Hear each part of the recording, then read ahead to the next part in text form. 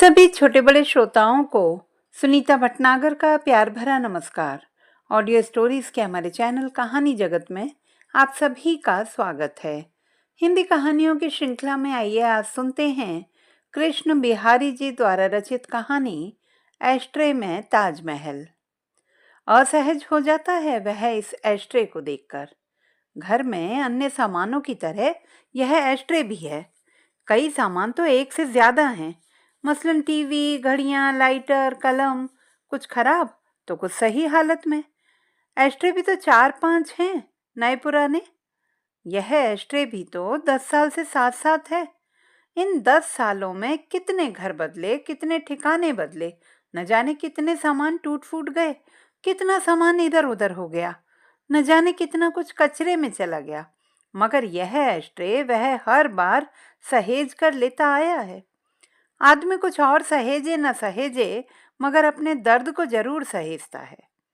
संगमरमर का यह एस्ट्रे सफेद झरने के झाग से भी ज्यादा, धवल हिमालय की चोटियों पर जमी बर्फ से भी अधिक। इसे शिवा ने उसके लिए आगरा में खरीदा था। हालांकि वह स्वयं उसे गिफ्ट नहीं कर पाया। न जाने कितनी चीजें और भी तो उस दुकान में रही होंगी जहां से उसने इसे खरीदा था।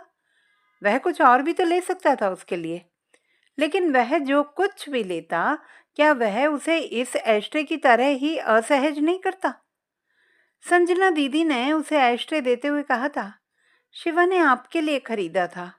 उन्होंने डबडबाई आंखों और भरे गले की खंडित आवाज में वह सब कुछ कहने की कोशिश की जो पिछले 3 वर्षों में उन पर और घर पर गुजरा था। बहुत कुछ वह जानता था, बहुत कुछ उसे नहीं मालूम था। जो कुछ नहीं मालूम था उसे जानकर अवसाद और गहरा गया। दिन भर वे शिवा की यादों को ही जीती रही थी। उसने कहना भी चाहा कि जिंदगी साथ जीने वालों के साथ गुजरती है, मगर कह नहीं पाया। कभी कभी कुछ कहना कितना कठिन होता है। रात की ट्रेन पकड़नी थी। चलते समय संजना दीदी ने ही एस्ट्रे संभाल कर उसके बैग में रख दिया। उसे रखते वक्त भी उनकी आंखें गीली थीं। घर परिवार और रिश्तेदारों में उसके अलावा कोई भी सिगरेट नहीं पीता था। एस्ट्रे भी वह खुद ही खरीदता रहा है, लेकिन यह एस्ट्रे शिवा ने उसके लिए आगरा में खरीदा। क्या मोहब्बत की यादगार को संजोने के लिए आगरा का जुड़ा होना भावनात्मक मजबूरी है? साहिर लुधियानवी से कभी मिला होता तो पूछता कि मोहब्बत को उसने खानों में क्यों बांटा। मोहब्बत औरत की हो या बच्चे की, गरीब की हो या अमीर की, उसकी खुशबू, उसका रंग जुदा तो नहीं होता। ट्रेन की रफ्तार 80 किलोमीटर प्रति घंटा से कम नहीं थी। आरक्षित बर्थ पर यह गति और उसके हिचकोले झूले की तरह झुला रहे थे। उसे नींद आ जानी चाहिए थी। सामान्यतया अब वह रात की यात्राओं में सो जाता है, पहले की तरह उपन्यास नहीं पढ़ता। लेकिन उस रात नींद किसी उड़न खटोले पर सवार होकर मानो कहीं दूर उड़ गई थी। वह उसकी शादी की रात थी। जयमाल के वक्त से ही छोटे छोटे कई बच्चों ने उसे घेर रखा था। कोई फूफा जी तो कोई मौसा जी कहते उसकी गोद में आने की कोशिश करता। उन्हीं में शिवा भी था। यही कोई 4-5 वर्ष का रहा होगा। सौम्य, शांत, स्वस्थ, अवस्था से अधिक निकलता हुआ कद, बड़ी बड़ी आंखें, अपनी ओर बांधने वाला व्यक्तित्व। यूं उस रात और अगले दिन की भीड़ भरी स्थितियों में हुई पहचान का नाता स्मृतियों में बहुत देर तक नहीं रह पाया था। शिवा से पहचान तो 1 साल बाद ही बन सकी थी। वह बीवी के साथ उसकी बड़ी बहन संजना और उनके परिवार से मिलने गोरखपुर गया था। पत्रों से हुआ परिचय उन्हीं 2 दिनों के साथ में प्रगाढ़ हुआ। शिवा अपनी उसी कुदरती शालीनता के साथ मेरे करीब आता गया जो उसे कुदरती तौर पर मिली थी। अपनी अवस्था के बच्चों की तरह वह ना तो जिद्दी था और ना ही बनावटी। सुबह समय से उठकर नहाता, अपने धुले कपड़े पहनता, नाश्ता करता, खुद ही पॉलिश किए जूते पहनता और रात को ही तैयार किए हुए स्कूल बैग के साथ टिफिन बॉक्स और वाटर बोतल लेकर स्कूल जाने के लिए रिक्शे पर बैठ जाता। संजना दीदी कहती, यह मेरा लड़का पता नहीं कैसा है। इसने कभी शिकायत का कोई मौका ही नहीं दिया। घर हो, स्कूल हो या पास पड़ोस, कहीं तो कोई बदमाशी कभी तो करे, कोई तो इसकी शिकायत लाए और मैं इसे डांटूं, नसीहत दूं, समझाऊं। अपने हिस्से की डांट तो जैसे किसी और के हक में डाल दी है इसने। अपनी दीदी रिंकी और छोटे भाई से भी कभी नहीं लड़ता। उनके बारे में कितना तो प्रोटेक्टिव है, यह तो हम लोगों को समझाता है।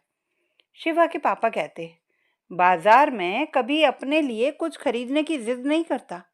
इसके लिए हम कुछ लेना भी चाहें तो रोकते हुए कहता है कि है तो अपने पास, क्या फायदा इस तरह पैसे खर्च करने से। तो ऐसा था शिवा। हर साल अपनी कक्षा में प्रथम आता, सांस्कृतिक कार्यक्रमों में अपनी पहचान बनाता। कप, ट्रॉफी और मेडल साल दर साल घर में बढ़ते जाते। खेल कूद में वह बहुत उत्साही नहीं था। शायद आने वाले वक्तों में वह इस ओर भी अपने कदम बढ़ाता, मगर चाल शायद उसके कदमों का साथ छोड़ने की उधेड़बुन में लग गई थी। उससे पूछता, मौसा जी, आप तो हवाई जहाज से जाते हैं ना, आपको डर नहीं लगता? डर तो लगता है, लेकिन डर के साथ कब तक जिएंगे? और भी तो सहयात्री होते हैं। उसके चेहरे पर संतोष झलका कि जैसे खतरों के साथ गुजरना ही उनका सामना करना है। एक बार उसने उत्सुकता से पूछा था, मौसा जी, हवाई जहाज में बाथरूम जाना पड़े तो? जाते हैं। ऊपर से किसी पर गिरे तो वह समझेगा कि बिन बादल बरसात। वह मुस्कुराया था। उसने समझाया कि हवाई जहाज में कैसी व्यवस्था होती है।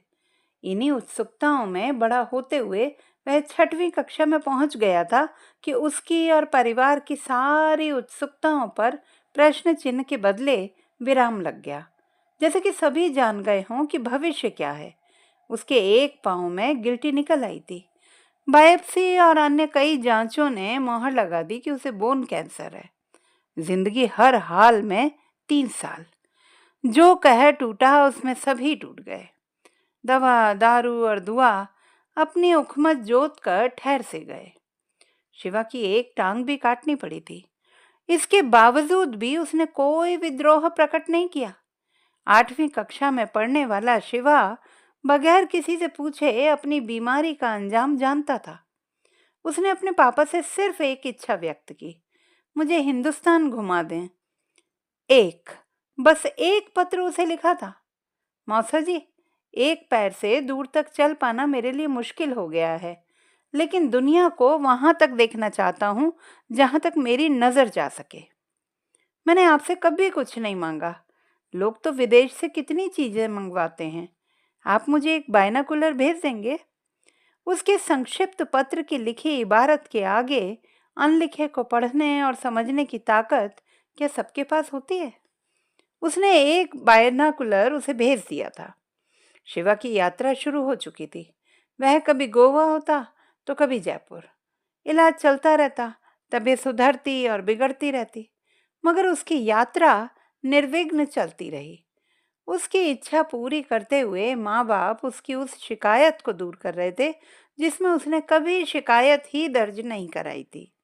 आगरा में ताजमहल के बाहर लगी दुकानों में से किसी एक से उसने एस्ट्रे खरीदा था। शिवा को उसकी सिगरेट ही क्यों याद रही? उसने पूछा था एक बार, मौसा जी, आप सिगरेट क्यों पीते हैं? आदत हो गई है। आदत छोड़ना मुश्किल है ना मौसा जी? हाँ बेटे। उस रात ट्रेन का सफर भारी हो गया था। सारी नींद गायब थी और आज जब वह एस्ट्रे को देखकर पहले कई बार की तरह असहज हुआ है तो शिवा को गुजरे 10 साल हो गए हैं। मगर शिवा गया कहाँ है? दिलों में जगह बनाने वाले कहीं नहीं जाते। इस एस्ट्रे में उसने कभी सिगरेट की राख नहीं डाली, कभी सिगरेट नहीं बुझाई। एस्ट्रे में ताजमहल दे गया है शिवा। तो दोस्तों, ये थी हमारी आज की कहानी। आपको कैसी लगी कमेंट बॉक्स में लिखना ना भूलें।